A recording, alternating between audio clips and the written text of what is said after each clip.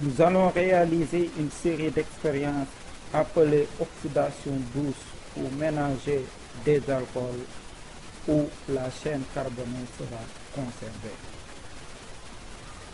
Nous allons commencer par le dioxygène de l'air.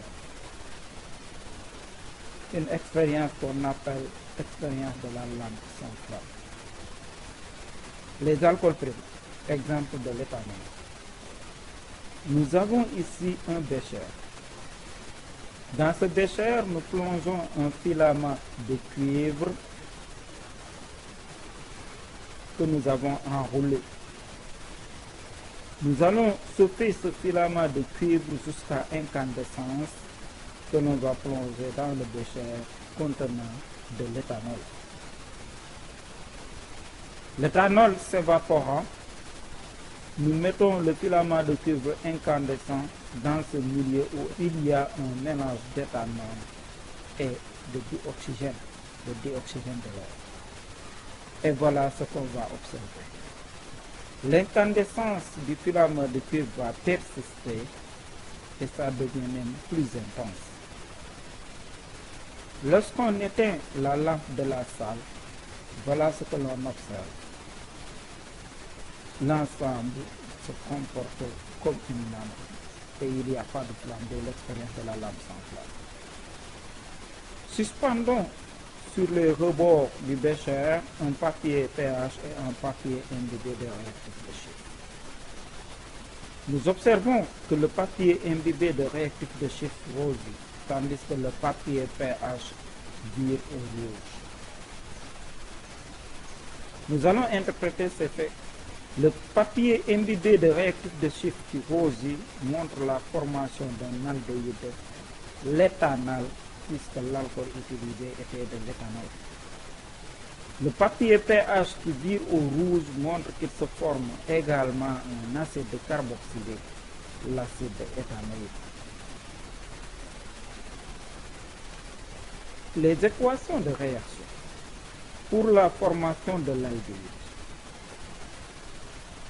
Nous avons l'éthanol de formule CH3CH2OH plus un demi de dioxygène donne l'aldéhyde de l'éthanol et de l'eau. Nous voyons qu'il y a conservation de la chaîne carbonique. De même, pour la formation de l'acide carboxylique, l'éthanol plus O2 donne l'acide éthanoïque. Là aussi, nous avons conservation de la chaîne carbonique. Dans les deux équations, nous avons conservation de la chaîne carbonique. Donc, nous pouvons remarquer que cette réaction conserve la chaîne carbonique. La réaction est exothermique. En effet, elle dégage beaucoup de chaleur. C'est d'ailleurs ce qui maintient l'incandescence du filament de cuivre qu'on a observé. Pour les alcools secondaires maintenant, nous prenons l'exemple du propane 2-ol. Par le même procédé, le propane 2-ol, en présence de cuivre dans le dioxygène, donne une cétone, la propanone et de l'eau. Nous voyons ici qu'il y a aussi conservation de la chaîne carbonique et que le propane 2-ol, l'alcool secondaire, a conduit exclusivement à la formation d'une cétone, la propanone. Pour les alcools tertiaires ne subissent pas une oxydation ménagée par le même procédé. Nous pouvons alors récapituler. L'alcool primaire s'oxyde en donnant un aldéhyde dans le cas où l'oxydant est en défaut ou un acide carboxylique dans le cas où l'oxydant est en excès. L'alcool secondaire s'oxyde en présence de cuivre en donnant exclusivement une cétone, tandis que les alcools tertiaires ne s'oxydent pas. Nous allons voir une autre réaction d'oxydation douce des alcools, l'oxydation ménagée par le dichromate de potassium où il y a conservation de la chaîne carbonée. Nous allons réaliser l'expérience. Pour cela, nous disposons ici d'un alcool primaire, le butane 1-ol, d'un alcool secondaire, le butane 2-ol, et d'un alcool tertiaire, le 2-méthylpropane 2-ol, appelé ici terbutol. Nous avons ici du dichromate de potassium acidifié. Nous disposons de 3 tubes ASC contenant les 3 alcools précités. Dans le tube numéroté 1, nous avons l'alcool primaire, le butane 1-ol. Dans le tube numéroté 2, nous avons l'alcool secondaire, le butane 2-ol. Et dans le tube 3, nous avons l'alcool tertiaire, le méthylpropane 2-ol. Nous allons verser quelques gouttes de solution de CR2O7 acidifié dans les alcools.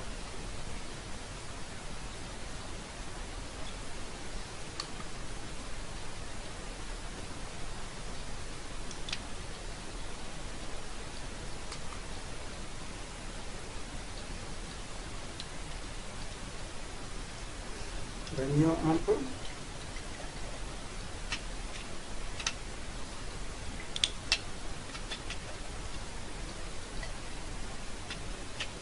Qu'observe-t-on? Dans le tube 1 contenant le butane 1-ol, la solution est devenue verte. Dans le tube 2 contenant initialement la solution de butane 2-ol, la solution est devenue verte. Tandis que dans le tube 3 contenant la solution de l'alcool tertiaire, le méthylpropane 2-ol, la solution est restée rouge orangée. Nous pouvons alors conclure que les ions dichromate CR2O7 de couleur orange en solution aqueuse ont été réduits en ions CR3+ de couleur verte en solution aqueuse par les alcools primaires et secondaires, à savoir le butane 1-ol et le butane 2-ol, tandis que l'alcool tertiaire n'a pas réagi avec le dichromate. L'analyse des produits obtenus après la réaction montre que l'alcool primaire donne un aldéhyde si l'oxydant de CR2O7 est un défaut, ou un acide carboxylique dans le cas où le CR2O7 est un excès. L'alcool secondaire, le butane 2-ol, conduit exclusivement à une cétone. L'alcool tertiaire ne s'oxyde pas. Nous voyons dans ces expériences que les ions CR2O7 sont réduits par l'alcool primaire et l'alcool secondaire en ion chrome 3 de couleur verte. Ceci nous permet donc de répondre à la question posée au début du cours: comment fonctionne l'alcotest. En effet, le dichromate de potassium contenant les ions CR2O7 se présente en cristaux de couleur jaune. Lorsqu'on souffle de l'alcool dans ces cristaux, les ions dichromate se réduisent en ions chrome 3 de couleur verte. Ce qui fait que si l'individu n'a pas bu de l'alcool, il faudra signaler que l'alcool que l'on boit, c'est de l'éthanol, qui est un alcool primaire. Donc si l'individu a bu de l'éthanol et qu'il souffle sur l'alcotest, les cristaux jaunes vont être transformés en cristaux verts. De telle sorte que si l'individu souffle et que les cristaux restent jaunes, on peut dire qu'il est OK, il n'a pas bu. Par contre, si l'individu a bu juste un verre, nous verrons que la limite autorisée est déjà dépassée. Les cristaux jaunes sont transformés en cristaux verts. Et s'il a trop bu, tous les cristaux jaunes de CR2O7 vont se transformer en cristaux verts d'ion CR3+. Voilà donc comment le test de l'alcotest permet de savoir si un individu a bu ou non. Nous allons maintenant établir les équations des réactions. Nous allons commencer par la formation de l'aldéhyde.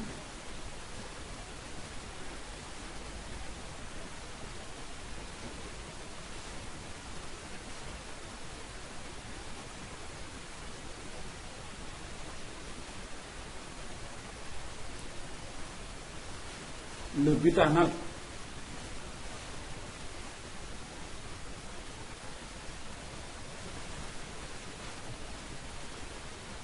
Nous savons que le butane 1-ol a été oxydé par l'ion dichromate en milieu AC2 pour donner l'ion chrome 3 et le butanal. Nous allons écrire les couples oxydants réducteurs en jeu. Nous savons que dans cette réaction, l'alcool a été oxydé par l'ion dichromate. L'oxydant, c'est le CR2O7, 2-. Son réducteur est un ion CR3+. Voilà le premier couple. Le deuxième couple, comme nous l'avons dit, l'alcool oxydé a donné le butanal. L'oxydant du deuxième couple, c'est le butanal, C3H7. CHO, l'alcool, C3H7, CH2OH.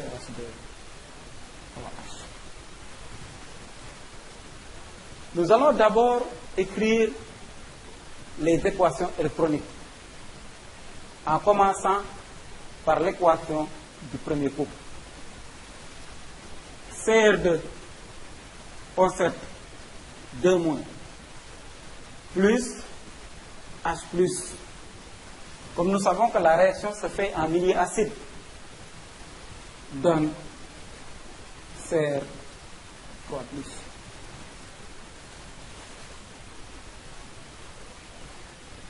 Nous voyons que l'oxygène est dans les réactifs, alors que dans les produits, il n'y a pas d'oxygène. La molécule qui contient l'oxygène dans les produits, c'est l'eau.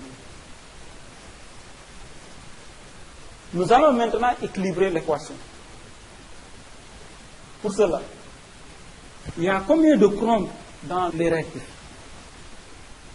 Il y en a 2. Combien y en a-t-il dans les produits? 1. On multiplie alors par combien?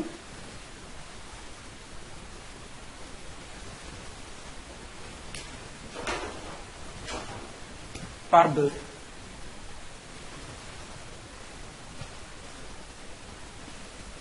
Pour l'oxygène, nous en avons combien dans les réactifs? 7.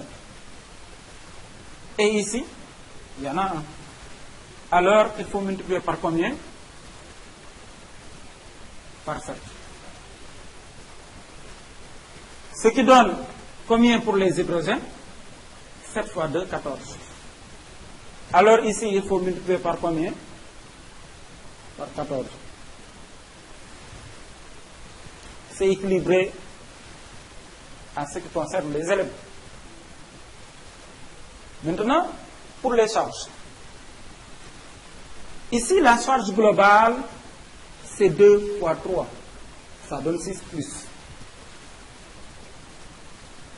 Alors que la charge globale ici, nous avons 14 plus, moins 2, ça donne 12 plus. Ce qui veut dire que dans les réactifs, nous avons 12 plus, et la charge des produits, c'est 6 plus. Alors, combien d'électrons faut-il ajouter dans les réactifs pour atteindre le même nombre que dans les produits? Il faut ajouter 6 électrons.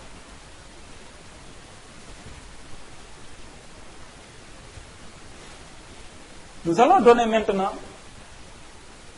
la deuxième équation électronique, l'équation de l'alcool. L'alcool, C3H7CH2OH donne l'aldéhyde C3H7CHO.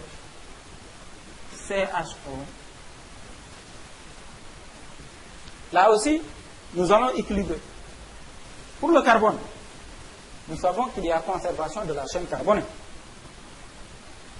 Pour l'oxygène, nous avons ici un oxygène, là aussi un oxygène. Pour l'hydrogène, nous en avons ici 7, 8, 9, 10. Alors que là, nous avons 7, 8. Donc ça veut dire quoi? Il y a manque d'hydrogène dans les produits. Il faut alors ajouter des H+. Combien de H+ faut ajouter? 2.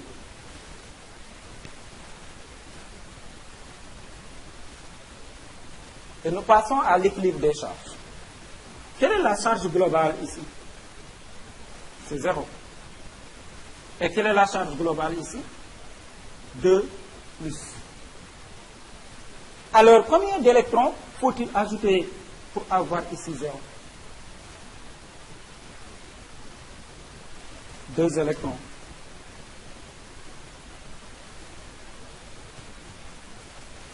Voilà la deuxième équation.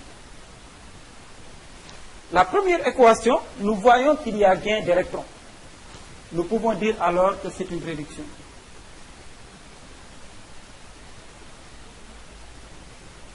Tandis que dans la deuxième équation, il y a perte d'électrons, c'est une oxydation.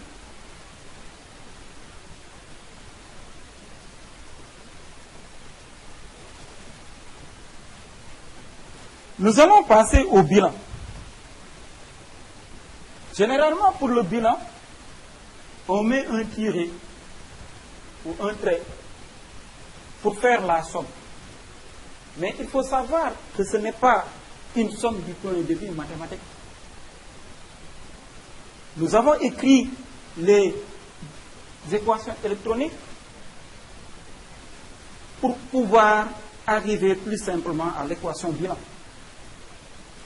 L'équation de la réaction, à savoir l'équation bilan, c'est l'équation qui rend compte de ce qui s'est passé.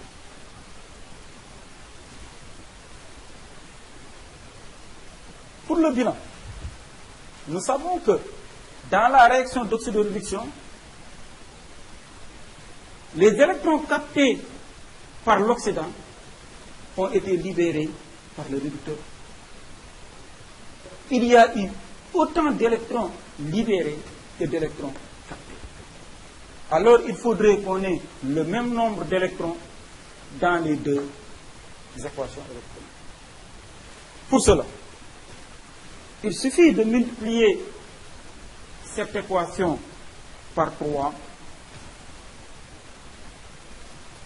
pour avoir 3 fois 2 égale 6, le même nombre d'électrons. D'où le bilan suivant, CR2 O7 2 moins, plus 3 C3 H7 CH2OH,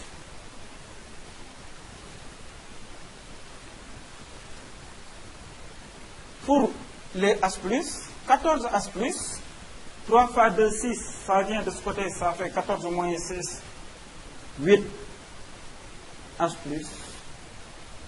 donne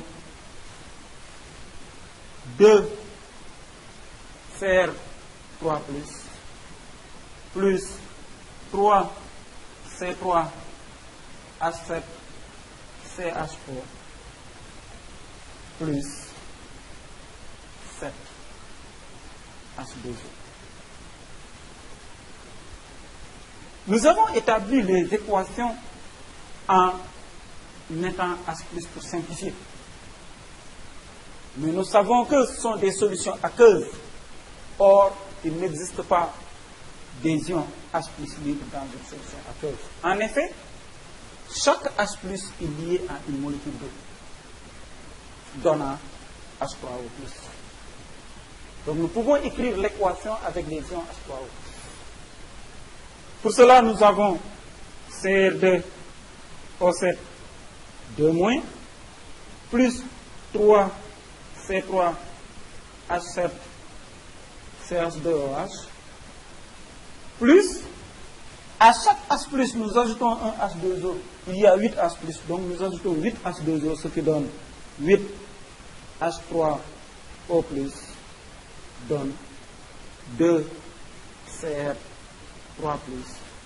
plus 3 C3H7 CHO. Et comme nous avons ajouté ici 8 H2O, il faut qu'on ajoute aussi ici 8 H2O. Ajoutant ici 8 H2O, 7 plus 8, ça fait 15.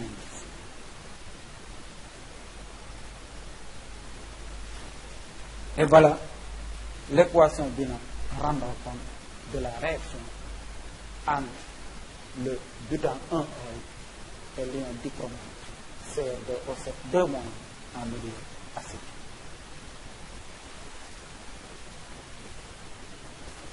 Nous allons maintenant écrire l'équation pour la formation de l'acide carboxylique, l'acide butamique.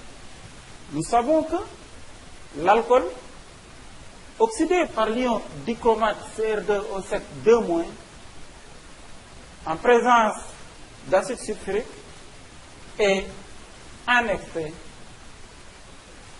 donne l'acide carboxylique. Nous pouvons dire que l'aldéhyde qui se forme a été transformé par l'excès d'oxydant en acide carboxylique. Et il y a eu en même temps formation d'ion chrome 3. Le couple du chrome, c'est Cr2O7 2- Cr3+. Tandis que le couple de l'aldéhyde, c'est C3H7 CO2H. L'aldéhyde, C3H7 CH. Nous écrivons les demi-équations. L'équation du chrome, Cr2O7 2- en milieu acide plus H+, donne Cr3+, l'ion chrome 3, et nous allons compléter. Nous voyons que l'oxygène n'est pas dans les produits. Quelle molécule contenant l'oxygène doit-on ajouter alors dans le produit? C'est l'eau. Nous allons équilibrer. Il y a combien de chrome ici? 2. Ici, il y en a combien? 1. On multiplie alors par combien? Par 2. Pour l'oxygène, il y en a combien ici? 7. Ici, il y en a 1. On multiplie par combien cette molécule? 7. Ce qui amène les hydrogènes à 2 fois 7, 14. Alors ici, on multiplie par combien? 14. C'est équilibré en ce qui concerne les éléments. Nous passons aux charges. Nous avons ici globalement 2 fois 3, 6 plus. Il y a 6 charges plus dans les produits. Dans les réactifs, nous avons 14 plus moins 2, ça fait 12 plus. Nous avons 12 charges plus dans les réactifs. Alors, on doit avoir autant de charges dans les réactifs que dans les produits. Combien d'électrons faut-il ajouter alors à 12 plus pour avoir 6 plus? Il s'agit de 6 électrons. Nous passons maintenant à la deuxième équation. L'aldéhyde C3H7CHO donne l'acide carboxylique C3H7CO2H.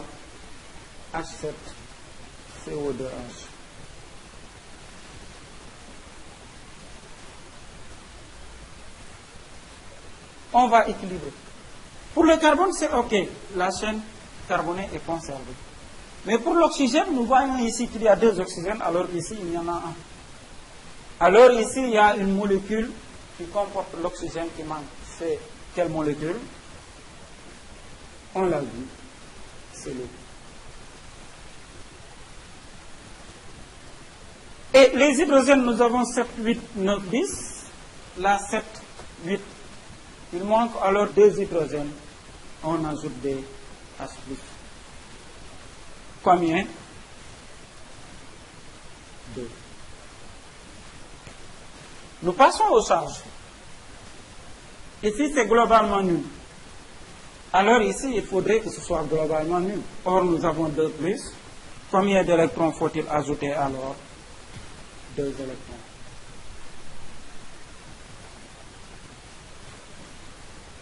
La première équation étant un gain d'électrons, c'est une réduction.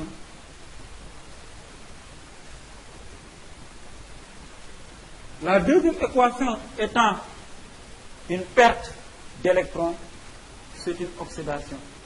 D'ailleurs, dès le début, nous avons dit oxydation par le CR2O7.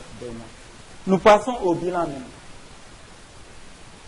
Comme nous le savons, dans cette réaction d'oxydoréduction, il y a eu échange d'électrons. L'oxydant a capté des électrons que le réducteur a cédé. Donc le nombre d'électrons captés est égal au nombre d'électrons cédés. Ce qui fait qu'on doit avoir le même nombre d'électrons dans les 2 équations. Donc par 3, il faudra multiplier cette équation par 3. Ce qui donne le bilan suivant. CR2, O7, 2-, plus 3, C3, H7, CHO, plus 14 H+, 3 fois 2, 6, 14 moins 6, 8 H+, donne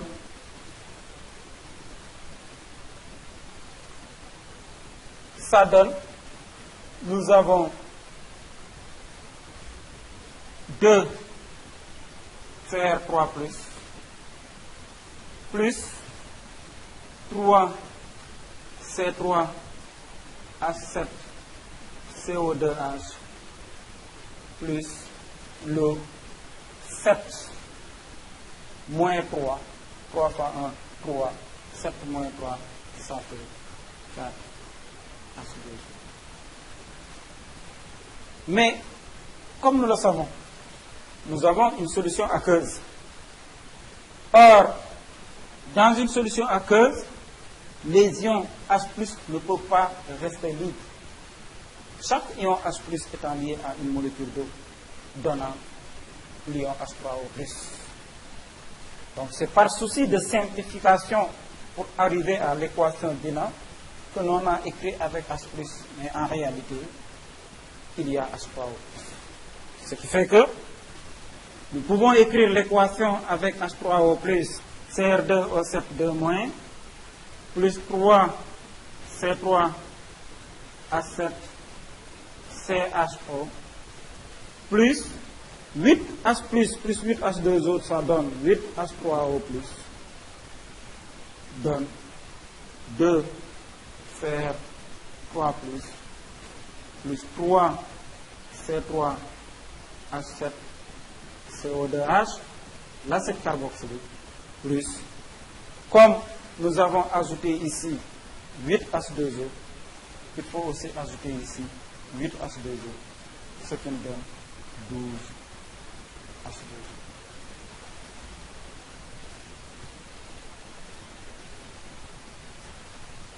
Voilà donc l'équation bilan. Maintenant, pour la formation de la cétone, la butanol, nous avons vu que l'alcool secondaire, le butane 2-ol, a été oxydé par l'ion CR2O7 2- en milieu acide et ça a donné l'ion CR3+ et exclusivement la butanol, il se donne. Nous allons donner les couples en jeu. Nous savons que l'oxydant, c'est le CR2O7 2-, parce qu'il a oxydé l'alcool, et son réducteur, c'est CR3+. L'alcool étant oxydé en butanol, alors l'oxydant du deuxième couple, c'est la butanol. Son réducteur étant l'alcool secondaire, CH3, CHOH, CH2, CH3. Pour simplifier, la butanol, on va l'écrire par sa formule brute, C4H8O.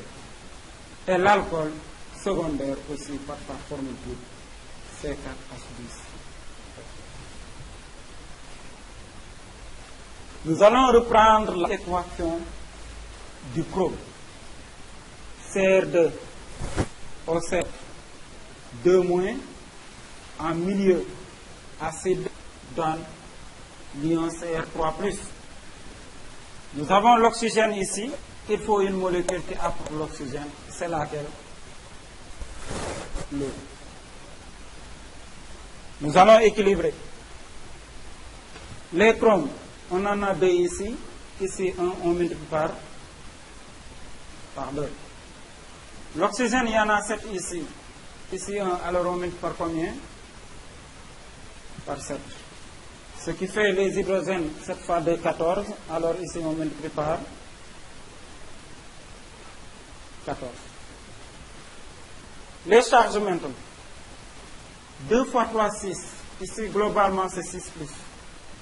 14 plus moins 2, ça donne 12 plus.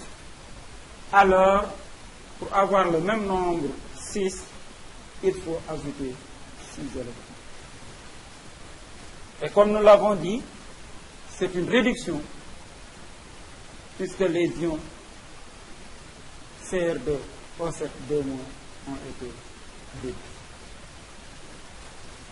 La deuxième équation, l'alcool C4H10O donne l'acétone C4H8O.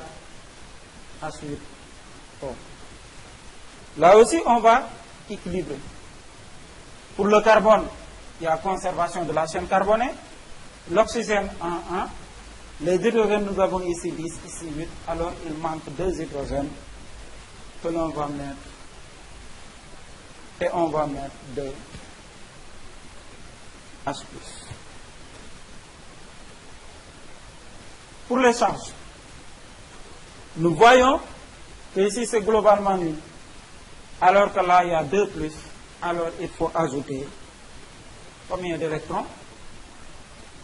2 électrons. L'alcool a été oxydé, c'est une oxydation.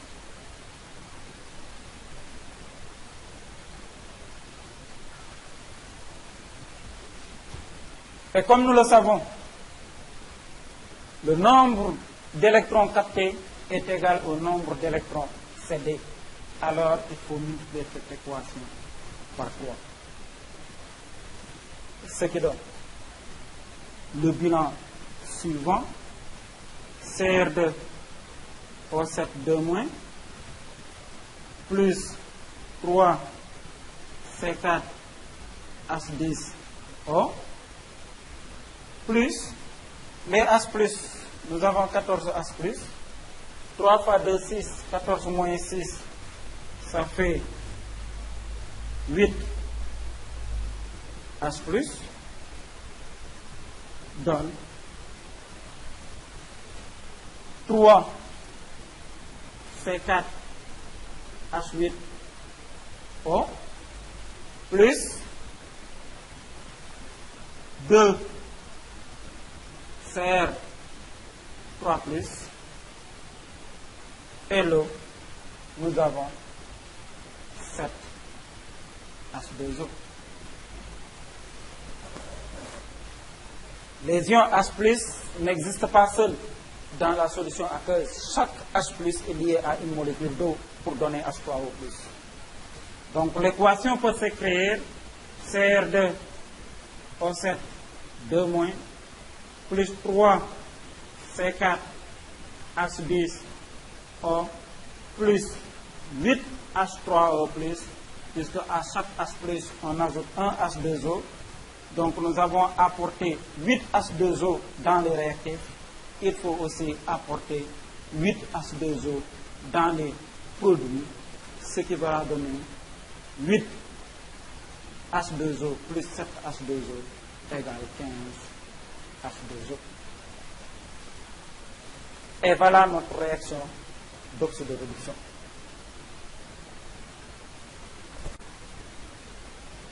Nous allons réaliser une autre oxydation ménagère des alcools où il y a conservation de la chaîne carbonique. Oxydation par le permanganate de potassium KMNO4. Là aussi, nous allons réaliser l'expérience. Pour cela, nous disposons de 3 classes d'alcool. Ici, d'un alcool primaire, le butane 1-ol. Et là, d'un alcool secondaire, le butane 2-ol. Là, nous avons un alcool tertiaire, le méthylpropane 2-ol, appelé terbutyl-alcool. Là, nous avons notre solution de permanganate de potassium acidifié. Nous avons prélevé dans ces 3 tubes A et C les alcools. Dans le tube numéroté 1, nous avons l'alcool primaire, le butane 1-ol. Dans le tube 2, l'alcool secondaire, le butane 2-ol. Et dans le tube 3, l'alcool tertiaire, le méthylpropane 2-ol. Nous allons verser dans chaque tube A et C quelques gouttes de solution de permanganate de potassium.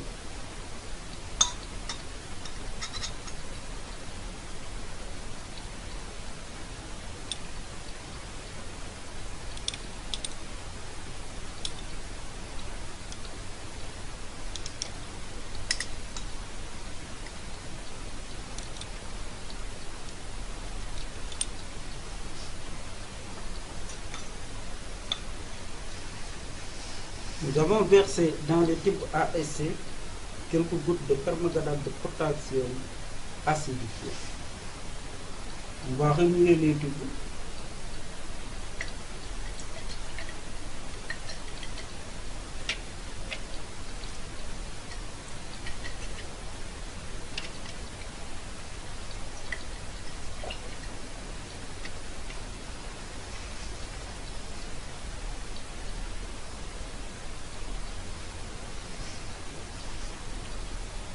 Qu'observe-t-on?